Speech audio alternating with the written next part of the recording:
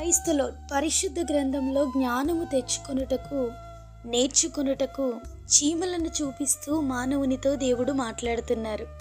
చిన్న జీవులైన 4 కలవు, అవి మిక్కిలి జ్ఞానము కలవి. చీమలు బలము లేని జీవులు అయినను అవి వేసవిలో తమ ఆహారము సిద్ధపరచుకొనును. చిన్న జీవి అయినా అతి అల్పమైన చీమ సోమరివానికి బుద్ధి చెప్పేదిగా ఉంది.